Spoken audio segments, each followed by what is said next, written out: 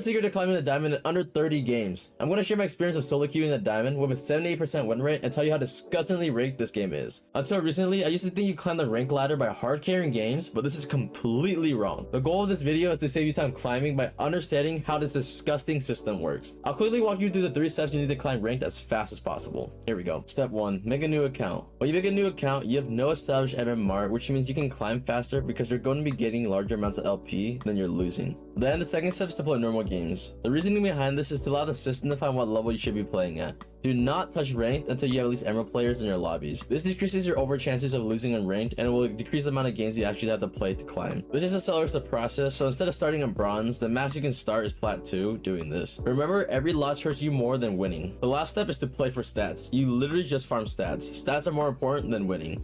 During these games, you play for every stat possible. If your team's going to win the game, you need to increase your CS, damage, and kills before ending the game. The game only cares about your performance regardless of whether you win or not. Let's say you wanted to climb the diamond. As long as you perform to the expectations of what the system considers diamond players, the system will bring you there with better queues. It measures your performance to how other diamonds would perform in your lane and in that particular champion. This is disgusting because I've seen countless previous season grandmasters and master players have zero idea how to play in lane, but as long as they tickle someone and get some assists and kill participation later on, it brings up their overall MMR and they'll climb anyways. After every game, I use websites like Deep LOL and Professor to check how the system detects my performance, and then I change my playstyle based on that. If I'm lacking in an area, you just play to fulfill it despite whether it's the correct playstyle or not. On this particular account, I solo queued a diamond with 76% win rate consisting of 22 wins and 7 losses. I started the climb playing top and then transferred to ADC, and I'll explain why. Despite losing my first rank game in my unlucky fashion, I went on a huge winning streak to diamond. It looked like I carried every single game, but this is not the case. Riot's rigging my games to win, and it's extremely easy to keep winning if your team is just better every game. If all my queues were like this, I would hit rank 1 challenger, no problem, but that's not how the game is designed. The game doesn't care whether you win or lose. All it cares about is your performance in these games. If you keep losing but ace every winning game, Riot will eventually put you into these rigged winning matches as long as you're hitting the benchmark in performance. I started playing top because I was dominating every game, but the higher elo you go, players just start playing extremely passive, and all you can get from them is a massive minion, gold, and XP advantage on them, but that's not enough. Riot doesn't care. Since I already know that my team's going to be better and my laner won't fight me, it would hurt my MMR because I didn't meet the expected result Riot's telling me I should have met in every game, regardless of matchup. This is why I switched to ADC. As ADC, my kill participation, damage, and overall contribution increases because I'm playing a role that controls the game more. It's frustrating because I'm not even thinking about winning the game anymore. All I'm playing for is just stats, and it's vexing. The game essentially is forcing me to play a certain way and requiring me to collect enough of these stats averagely in order to let me climb. You don't even need to be a good player. You don't have any control of your queues. Your teammates are pre-assigned every game, and it's just part of the experience Riot designed. It doesn't matter if you make the game-winning calls and set up everything by sacrificing some CS. It only cares about your performance stats. Oh, I need to increase my farm per minute to at least 8.5 or 10 per minute. Okay, I can easily do that. Oh, I need to increase my overall damage and vision score per minute. Okay, I can do that. Oh, I need to fight unnecessary more for no reason because Diamond Plus players average more kills and assists in these games,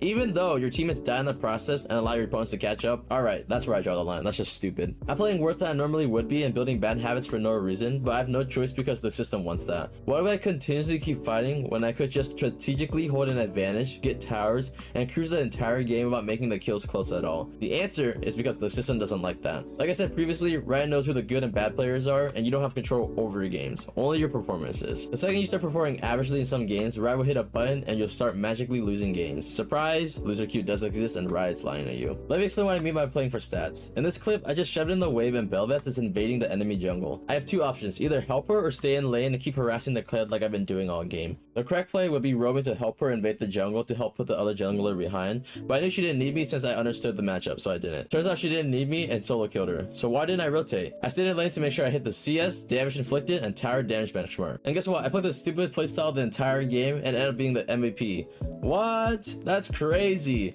I just sacrificed playing the correct way to play for stats. This, in my opinion, is an absolutely disgusting design. Let's keep going through examples. If you don't believe in losers queue, explain this. In these 5 games, if I didn't essentially ace every single game from losing streak, you wouldn't see how coincidentally I managed to lose 5 games in a row playing in the exact same elo. It's not a mental problem when I'm outperforming my team every game. This is all because I did perform to the extent that the system is telling me to be at in my 4 previous games. Riot then decides this is my elo and hits an imaginary button of loser skew, and there's just nothing you can do. You just keep losing until you reach that 50% win rate that Riot wants everyone to have. Initially, I fought the system, but eventually I just saw how disgustingly designed it is to keep players addicted to this game, so I stopped climbing. This account peaked 1 win away from Diamond 2, but I knew the account was 2. consume. So what's gonna happen afterwards? Well, you're just gonna go through the quote-unquote experience of tight games, close games, free games, win games, lose streaks that's just so repetitive and predictable, it's time-consuming and just revolting. The only way to get out of this elo hell is to obtain better stats in your games, and eventually the system will give you better queues to climb, not by carrying games. You can definitely climb to any rank on this account afterwards, but it just take a long time and just hundreds of games for no reason. Why would you have to play 110% every game and waste over 200 plus hours of climbing to a color when you already have the skills? The answer is because they need the retention to keep this game alive. My logic is that challengers who can prove they are consistently playing at this level shouldn't have to play 200 plus games to climb back. It should just take around 50 to 100 games. I'm really surprised there isn't an ethical board to do anything about this. You should be giving fair chances in every game, not determined by a rigged system. This whole season, instead of wasting time trying to climb through the intended elo hell, I looked into how the system worked because I knew matchmaking was rigged. There's so many flaws in the system it doesn't account for, it's just disgusting. We know the system only cares about your performance, but how are you supposed to perform if you run into a counter pick or your team just doesn't play correctly? Here's an example. Say you're playing Garen and run into a Vayne top. Your jungler ignores you all game, and on top of that, the enemy jungler is sitting top most of the time. Even if you didn't win the game will say, man, you didn't perform how a Diamond Plus player would have, and that would hinder your account. Here's another example. Let's say you're a Z1 trick. You're queuing up, and every time you lock in, you're running into matchups you can't win, like Lissandra, Vex,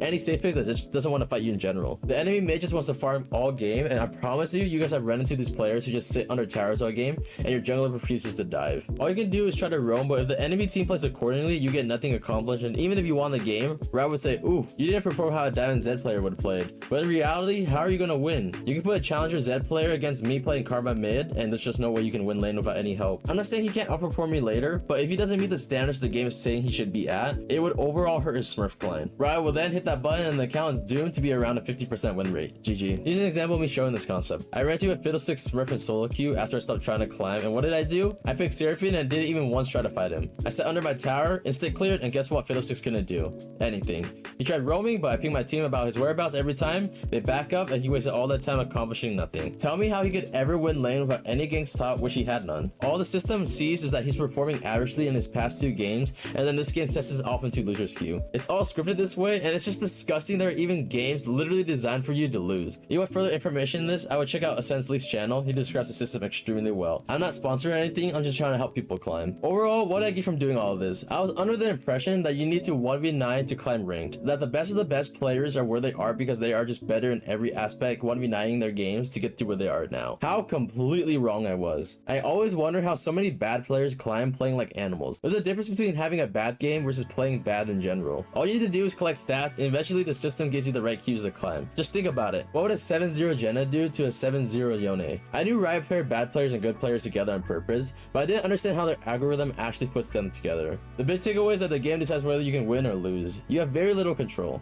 As long as you can keep performing well above your rank, the game will eventually provide you the cues to win, not because you're really good. After finding this out, I realized I've been self-sabotaging my stats my entire life. The games I knew were lost, I would stop trying and start having fun, so I wouldn't be as tilted. This objectively hurts my MMR because the game thinks I'm worse than I actually am, which constitutes to worse queues and losing streaks. I'm hurting my overall average stats, and the game will never let me climb until I attain the stats by objectively playing worse. This is why a majority of players are hard stuck. Even if you win some games, if you're not meeting the benchmark the game forces you to play at, Riot will send you back down the ladder. Why play a system designed for you to play over 200 plus games while enduring playing with players making mistakes you would never make? And most important of all, a system that incorporates numerous games designed for you to lose. I personally want to have cues where the mistakes I make are the main reasons I lost the game instead of spending the entire game fixing my teammates' mistakes. It's about consistently collecting stats. So instead of climbing the season, I'm going to utilize my time better by teaching the league community about climbing the diamond. I've done it in every single role without much effort, and I'll explain every required concept you actually need to know instead of wasting your time and money memorizing random nonsense you're being manipulated to pay for. I'm cutting out parts of the curriculum you don't actually need and only giving you useful advice and information. I'll start at the basics and chronologically and gradually move towards the harder concepts later on. I haven't looked at anyone else's methods. I'm going to teach this my way and my way only. After I finish working towards the common good of the community, I waste my time proving to a system that I'm good enough to hit challenger when I already know I'm good enough. Like always, if you don't believe me, set up a 5v5 challenger lobby, call me up, and I'll be there as long as it's not during exam week. In the meantime, I'm going to try my best to help reduce the scamming happening with nonsense coaching and paid subscriptions going on. This game isn't as hard as they're making it. Have a great day, guys. See ya.